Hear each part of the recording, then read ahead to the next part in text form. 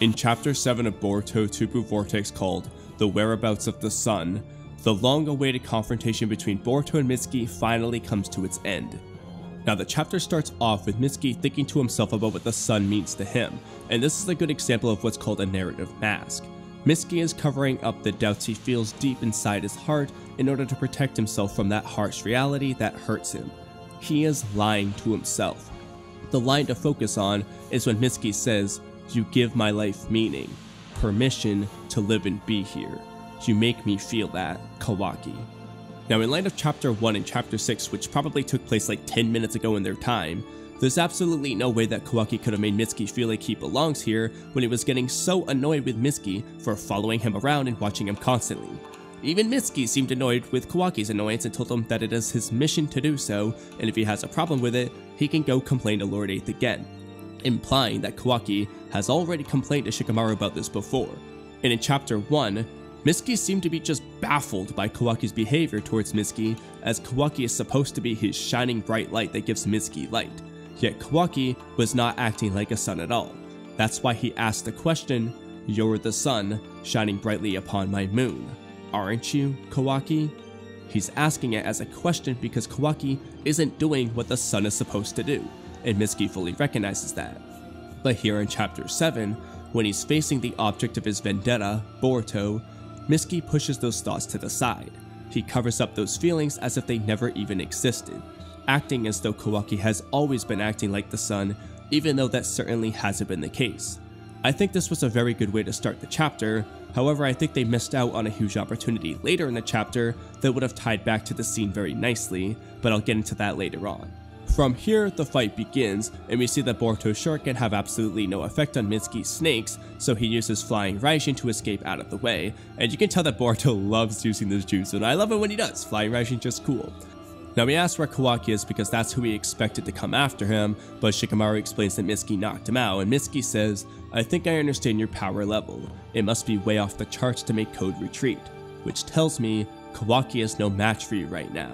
I can't let him get himself killed, no matter the cost. And Boruto says, "Don't, Mitsuki. If he doesn't stand a chance against me, neither do you, so this fight is pointless." And Mitsuki says, "There's one other reason why I left Kawaki behind, so I can let loose completely without deferring to him." And Boruto asks, "What do you mean?" And Mitsuki says, "That's between me and him." Now this is a really weird line, not gonna lie. It might even just be a poor translation, to be honest, because to defer basically means to postpone, to put off to a later date, whereas to defer to someone means to let someone else make the decision. It's basically to hand over responsibility to someone else, usually because they're just better suited to that responsibility. So for example, Itachi deferred to Naruto the responsibility of taking care of Madara, while Naruto deferred to Itachi the responsibility of taking care of Kabuto and the Edo Tensei. So what Mitsuki is implying is that if Kawaki was there, he wouldn't be able to go all out versus Boruto, which could be for one of two reasons. Either Mitsuki thinks that Kawaki would try to do all the fighting by himself because he wants to kill Boruto personally, or he thinks that because Kawaki is supposed to be the sun and a really nice guy, he wouldn't want Mitsuki to kill Boruto and he would try to stop him. So either way, Kawaki would just be getting in the way of Mitsuki going all out and fighting Boruto himself. It's hard to say exactly what Mitsuki means, especially with the whole "that's between me and him" line. I'm not fully certain and I'm not going to act like I am.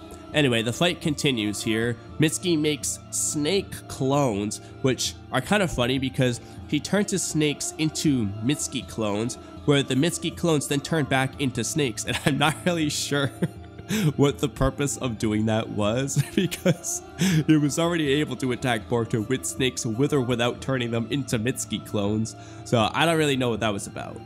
Now something else I thought was kind of funny was when Boruto says, "More is not necessarily better, you know, you're destroying the environment," which is, it's kind of silly that he's just telling Mitsuki this. It's like, yeah, no, you're fighting each other.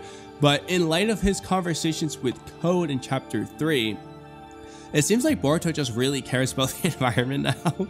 Like, I feel like he never really put this much thought into the planet before, but I guess something happened over the time skip. Maybe it's Kashin Koji's influence, I don't know, but Boruto really cares about the planet now, which is a nice sentiment to have and all. It just feels kind of funny Just in this world, I don't know. Anyway, Boruto says he doesn't have time to play around, and he quickly destroys all of Mitsuki's snake clones, and Mitsuki comments on Boruto's impressive speed, which is actually really telling because, at least in the anime, Mitsuki's whole thing with Sage Mode is that he's ridiculously fast. That's probably like the biggest thing to notice about Mitsuki's Sage Mode. It's his speed, and he's commenting on how fast Boruto is, and Boruto is just in base here, like honestly speaking.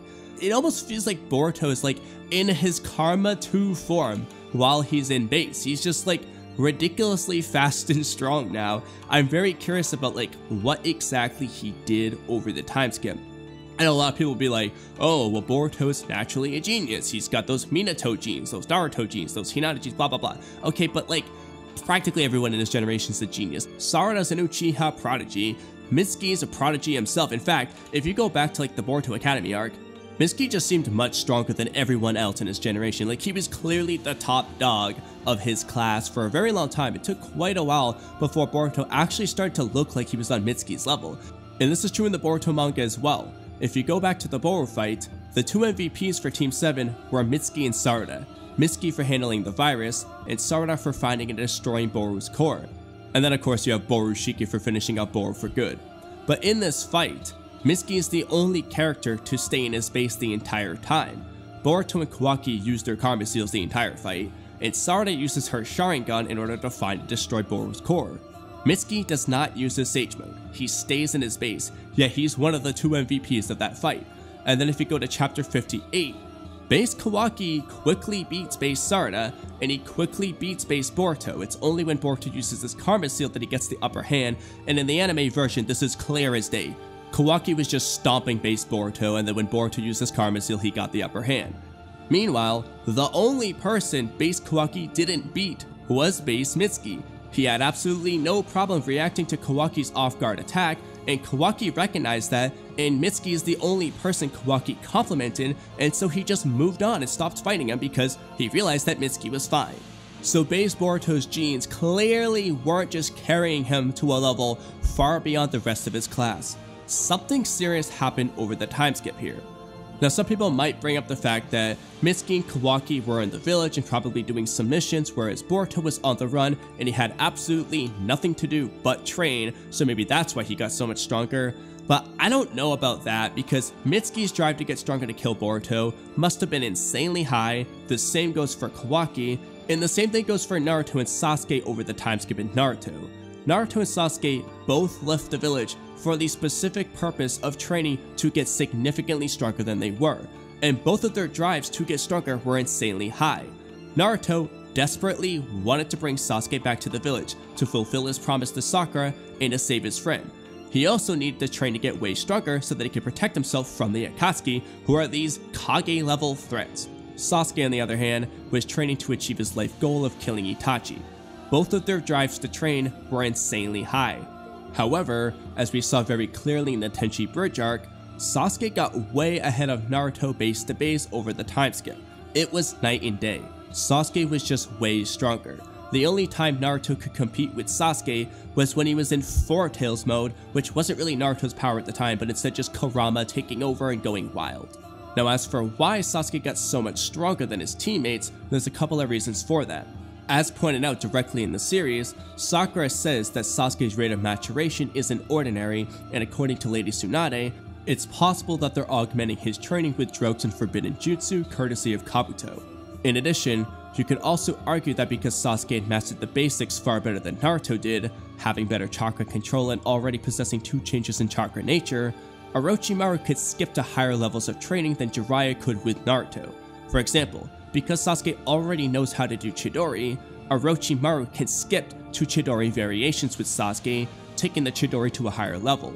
By contrast, Naruto wasn't very good at a lot of the basics, so Jiraiya had to focus on training Naruto in those areas so that Naruto could then flourish later on. That's why Naruto basically just has basic training over the time skip, but then with Kakashi he learns change in chakra nature, and we see just how busted Naruto can become when he adds change in chakra nature to his already existing jutsu. But if Naruto tried to skip to that point, it just wouldn't work. He wouldn't be able to do it. He had to master the basics first. As it was, Naruto's biggest thing was just his raw power and stamina. That's what got him to where he was. Obviously, learning the Rasengan was a big skill feat, but beyond that, his insane number of shadow clones and Kurama's power was just a power and stamina feat that carried Naruto. He really needed to become more skilled overall if he was going to become really strong later on. And comparing Boruto to Mitsuki and Sarada, I really don't think Boruto's skill was like astronomically better than Mitsuki's was. So I really want to know what exactly he did over the time skip to become so ridiculous, because again, this is base Boruto. It's not Karma 2 Boruto that's stomping everyone, it's base Boruto that's this way beyond Jigen level person. That's an insane jump of power. It's ridiculous. I want to know what he did.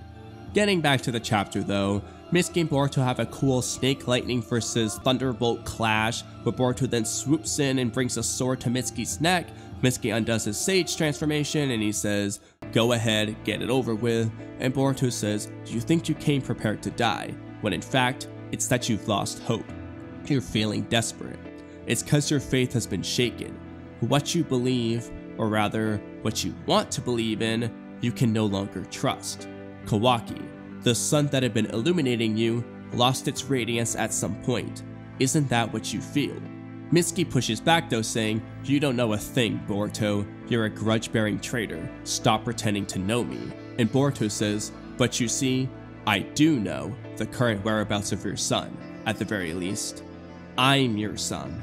It's that simple. I am your father." Mitsuki then spawns a snake that wraps around Boruto and goes to bite him, and he says, "How dare you? You're my son? You have some nerve." But Boruto says, "And yet, why hasn't this snake attacked me yet?" Mitsuki then asks, "Why haven't you gotten loose? You could have a few different ways." The real reason is because Boruto knows the snake would attack him, and he says, "I bet you realized quite a while back that he's not it, that Kawaki's not your son. No matter how close you stick to him, he refuses to illuminate you." And Mitsuki says, "It can't be. That's not possible." He's in denial here. He refuses to believe it, even though deep down, he believes exactly what Boruto is telling him. Boruto continues to say, "It's natural to feel confused, yet you know it's true, for you're the only one who gets to decide what it takes to be your son." Mitsuki then releases the snake and he asks, "Who the hell are you?" And Boruto says, "Don't worry, I have no intention of killing Kawaki. That's a misunderstanding. Though I do need to settle things with him at some point, but that's between us bros, just the two of us." Mitsuki asks, "Why did you kill Lord Seventh?" And Boruto says, "Lord Seventh is alive and safe." And Shikamaru seemingly has no reaction to this, which to me indicates that Shikamaru has had this feeling the entire time.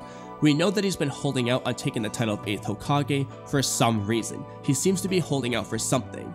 I get the feeling that Shikamaru's had this gut feeling that Naruto isn't actually dead this entire time, as I think he should, because if you go back to chapter 78, Eida literally told everyone that Kawaki swallowed Naruto and Hinata up in some dark vortex-like thing.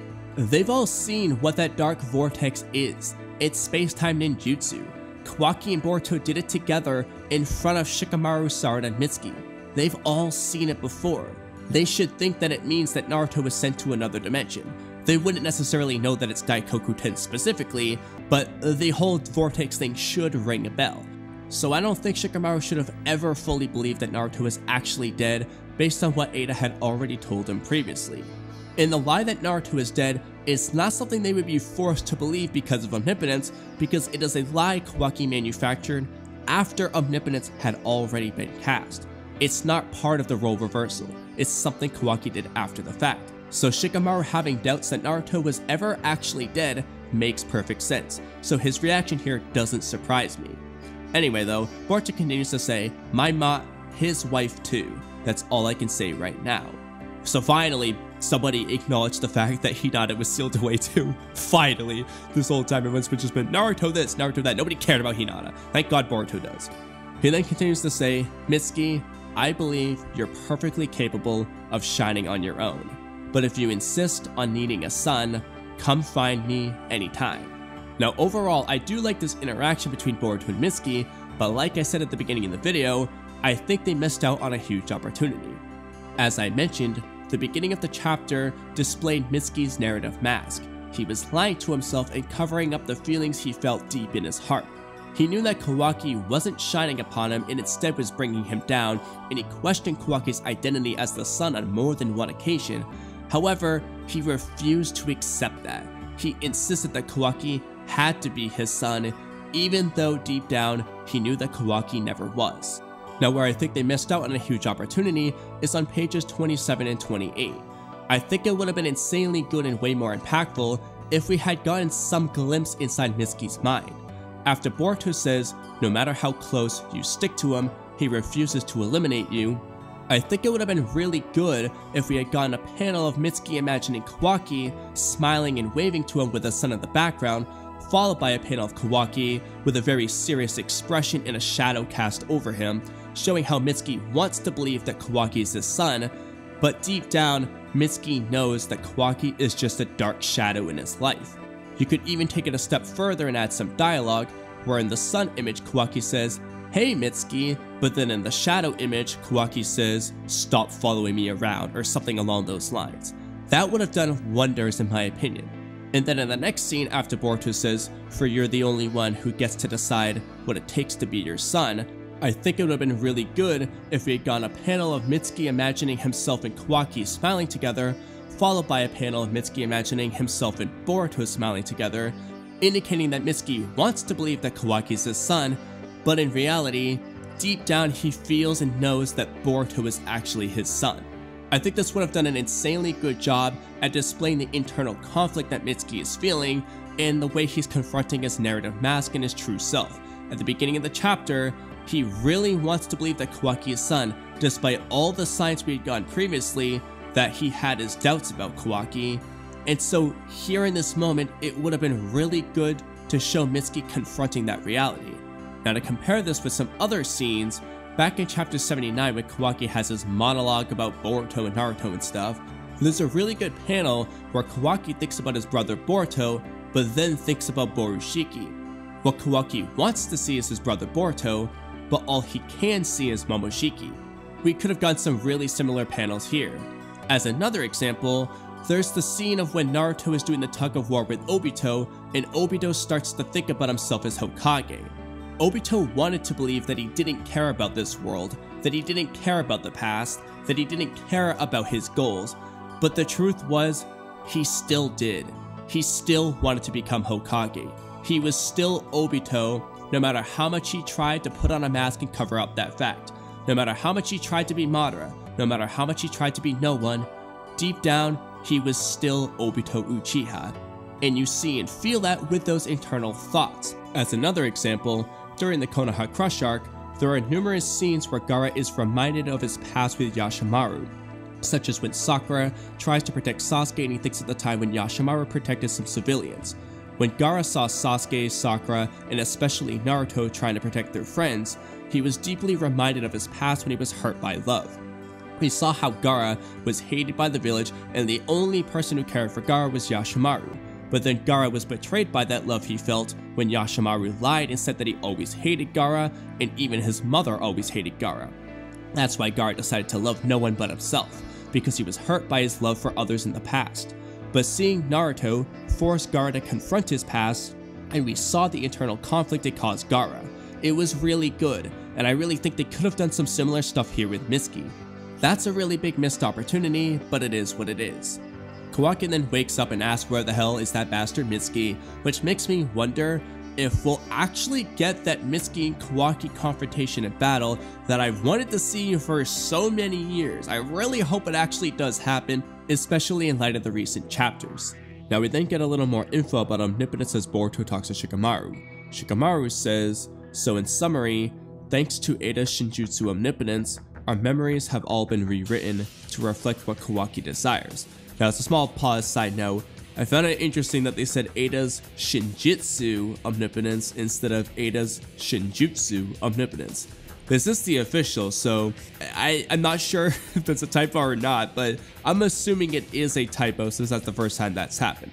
But anyway, Boruto says, "Yeah, just so you know, don't bother trying to figure out how omnipotence actually works. You'll soon forget it anyway. In fact, this is far from the first time you're hearing about it.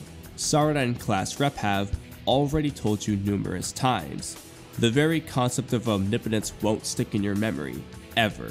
It fades away over time. That's part of its power. So I need you to trust that Kawaki and I switch places without any proof. Now this scene obviously has some serious ramifications to it, and it does some good for Shikamaru's character and helps display his intelligence, but it seems like every time they add something new with omnipotence, they create a problem somewhere else. I'm gonna make a whole video dedicated to this, but briefly speaking, the latest chapters have created a bunch of contradictions. In the first 5 chapters, Sarada and Sumire made it clear that it didn't matter what they told Shikamaru and what physical evidence they showed Shikamaru, because omnipotence erased any doubts he had about his memories. But then in chapter 6, Shikamaru figures out the truth just by considering the possibility that his memories were altered after hearing Amato bring it up. And in chapter 7, Boruto says that Sarada and Sumire have already explained omnipotence to Shikamaru numerous times, but omnipotence erased his memory of the concept of omnipotence, so he kept forgetting. This means that Shikamaru should have been able to figure out the truth numerous times the same way he did in chapter 6, but that contradicts everything Sarada and Sumire said in the first 5 chapters. The whole reason they were so alarmed by Amato's conclusion in chapter 5 is because nobody else was able to doubt their memories. If Shikamaru had gone through this process numerous times, then what Amato did wouldn't be so alarming. If omnipotence erases any doubts you have about your memories, even when presented with pretty much definitive proof, Shikamaru shouldn't be able to believe that Boruto and Kawaki switch places right now. But he obviously does, as we can see very clearly, so that begs the question of why Shikamaru didn't believe Sarada and Sumire before. Boruto didn't say that omnipotence erases their memory of any physical evidence they witness. We know that's not the case because nobody was surprised to see Kawaki use Sukuna Hikona on Coat's claw marks or his ninja tech on the claw grind. Boruto only said it erases their memories of the concept of omnipotence. But you don't need knowledge on omnipotence to believe that Boruto and Kawaki switch places. Shikamaru literally did it before he was told about omnipotence, and Boruto wants him to continue to do it after he forgets about omnipotence. If Shikamaru is able to do this now, then he should have been able to do this the first time Sarada and Sumire convinced him. But as we clearly see in the first 5 chapters, that definitely didn't happen. If the problem was just that Shikamaru kept forgetting the truth after Sarada explained it to him, then her conversation with Shikamaru in chapter 1 would have gone very differently. She wouldn't have been so frustrated about the fact that Shikamaru didn't believe her. She would have just explained omnipotence like usual, and Shikamaru would have believed her. From her perspective, it would just be another day of reminding Shikamaru about omnipotence. It's inconsistent. Like I said, I'll make a whole video breaking this down even further. Moving on though, Boruto compliments Shikamaru for figuring out the truth on his own, and explains that it can't be reversed because those altered memories are all real to them. But more importantly, even if they could reverse it, it wouldn't resolve the issues between Boruto and Kawaki. Kawaki sealed Naruto away in order to protect him, so there's no point unless he's satisfied and undoes it himself. Otherwise, he's just bound to do it again. Shikamaru then says, "If I were you, I'd be thinking about rescuing Naruto and killing Kawaki." But Boruto gives a very Naruto-like response, saying, "He may want to kill me, but I don't feel the same. I just want to slug him and then make up. That's all." Now I like Boruto's response as it is very Naruto-like, and it fits right in line with what Boruto said at the end of chapter 80. Boruto wants to become strong enough to end this brother-killing brother situation, and instead turn it into a mere quarrel between siblings, much like Naruto wanted to do with Sasuke. Now another thing I find kinda weird about this chapter is how in chapter 6, Boruto seemed really reluctant to tell Shikamaru the truth, seemingly in order to protect Kawaki from being persecuted again, and he also cut himself off when he was about to mention saving someone else to Sarada and Sumire, presumably either Naruto and Hinata or Kawaki. Why was Boruto so reluctant to just answer Shikamaru in chapter 6? Why was he being so oddly aggressive towards him? He seemed totally cool with giving Shikamaru the whole spiel in this chapter. In fact, Shikamaru was going to forget half of it anyway, so why was he so reluctant in the previous chapter? Why did he stall so much instead of just answering Shikamaru's question? Furthermore, he was totally cool with telling Mitsuki, Shikamaru, and Ino that Naruto and Hinata are actually still alive in this chapter, so why did he cut himself off before presumably telling Sarada and Sumire the same thing? Why does he want to hide that info from Sarada and Sumire? Shouldn't that give them a tremendous sense of relief that Naruto is still alive? Especially for Sarada, who idolizes Naruto. It shouldn't make Sarada hate Kawaki more or anything like that. As it is, Sarada believes that Naruto is actually dead and that Boruto is framed for it, and in chapter 78, Eida told Sarada and everyone else that Kawaki sucked Naruto and Hinata up into some black vortex-like thing. So right now, Sarada should think that Kawaki actually killed Naruto.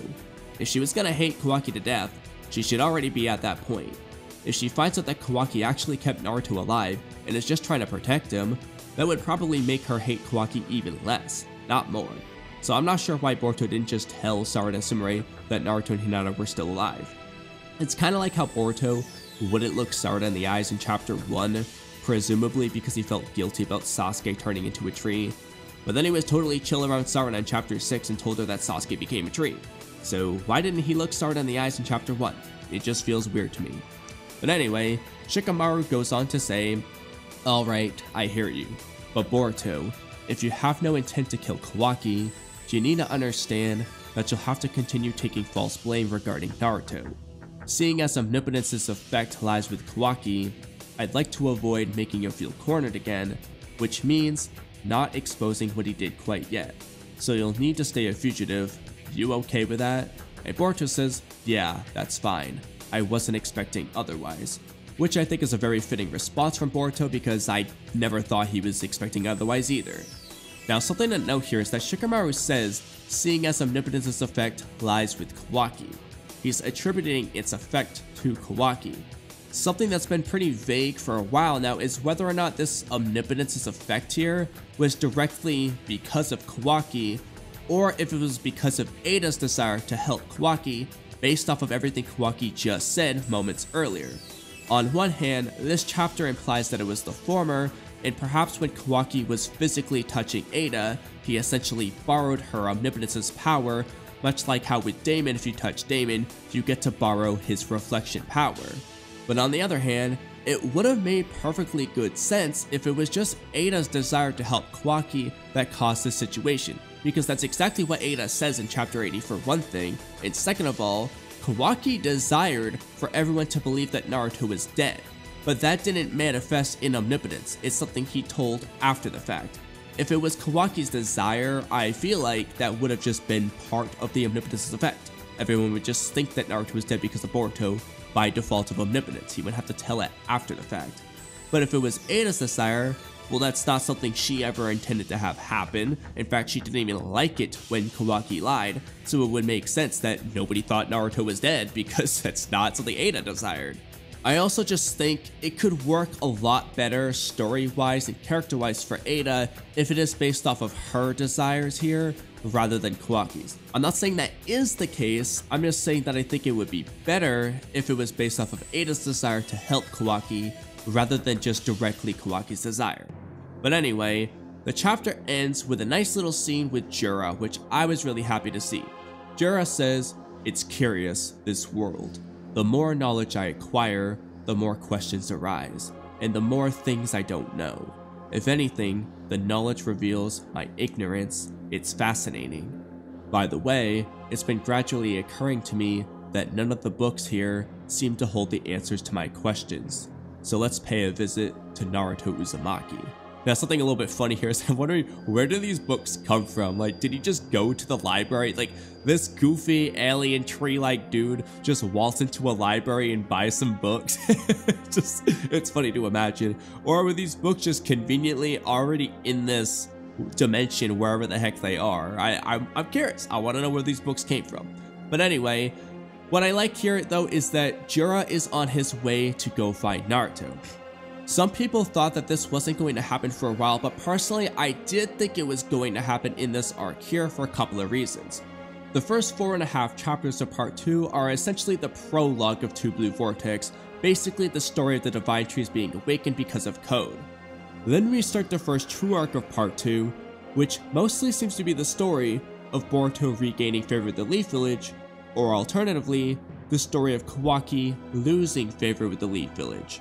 The reason why I say that is because this arc starts off with the Divine Trees all selecting their targets. Most importantly, Jura chooses the target of Naruto Uzumaki.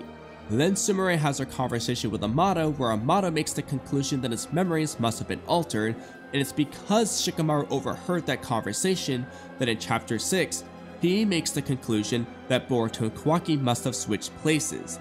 And in that same chapter, Damon makes a very important observation, that because these Claw Grime Divine Tree people are going to chase after Naruto, won't that expose the lie Kawaki made? And in chapter 7, Boruto confirms to Mitsuki, Ino, and Shikamaru that Naruto is in fact still alive as well as Hinata. Kawaki simply sealed them away in order to protect them. However, it does not appear that Shikamaru plans to just tell the entire village that Kawaki lied about this because he doesn't want to make Kawaki feel cornered. However, Jura is on his way to go find Naruto. If he comes into the Leaf Village looking for Naruto, or he summons Naruto out and everyone sees him in the Leaf Village, it's going to expose the lie Kawaki made, just like Damon said. Boruto and Shikamaru didn't intend for that to happen, but Jura is going to do it. And because of that, people are going to know that Kawaki lied, and they're not going to like the fact that Kawaki lied and accused Boruto of a crime he didn't commit. That's going to put Kawaki in a bad position, which is exactly what Shikamaru wanted to avoid. He can thank Jura for that. It's also going to make Boruto look better because everyone's going to know that Boruto didn't actually kill Naruto, since they'll either see Naruto alive in person or see Jura trying to find Naruto so he can devour him.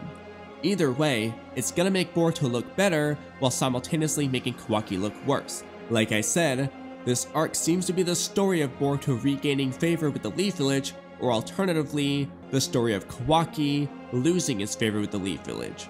I'm definitely very excited to see what happens with these Divine Tree people moving forward, as all of them are going to wind up going to the Leaf Village here because Jura's target's Naruto, so if he goes through Kawaki, well, Kawaki's in the Leaf Village. Masuri's target is Konohamaru, who's also in the Leaf Village, and Hidari's target is Sarada, who's also in the Leaf Village. So we'll probably get confrontations with all of these people moving forward in the near future. I'm very hyped for it. Overall, I enjoyed this chapter, mostly because of the Divine Tree people stuff at the end, just because I know what's coming and I'm hyped for it. As for everything else, the Mitsuki stuff, I thought was okay, but I do think that they missed some big opportunities with some just very small additions with the paneling. The little images in Mitsuki's mind are not hard, they don't take up that much space, but it would have left a much bigger impact in my opinion. And I also think that if Mitsuki had actually fought Boruto in part 1 and beaten base Boruto, then this fight would have had more impact than it did because they never actually fought part 1, but that's a topic for another day for another video that I'm working on right now. And then as for the omnipotence thing, yeah, that's just a rant I have. I'm gonna work on that video soon here because it's just one big contradiction. I don't get why they're doing the stuff they're doing. It was fine the way it was, where it just erased their doubts. I don't know what they're doing now because it's weird, it's inconsistent. I'm not the happiest about that. Stuff like that is what I think holds Boruto back. But I want to hear what you guys think. How did you feel about this chapter? How did you feel about the Boruto and Mitsuki fight? How did you feel about the whole sun and moon thing with Mitsuki? Do you think that it could have been done a little bit better like I do, or do you think it was perfectly fine? How do you feel about the omnipotence stuff? I'm not sure if you're going to be on the same wavelength as me there, since I pretty briefly explained it, but did you notice the contradictions too? And lastly, how hyped are you for the Claw Grime Divine Tree people invasion that hopefully will be coming soon? Let me know in the comment section below, but that's a wrap on today's video, so thank you guys for watching until the end. You're already under my genjutsu. Don't forget to subscribe, leave a comment, like the video, check out my podcast channel, check out Peak Fiction, become a member, and hit the bell icon for notifications. Sorry, Sasuke. Maybe some other time. Have a great rest of your day, and I'll catch you guys next time. Bye.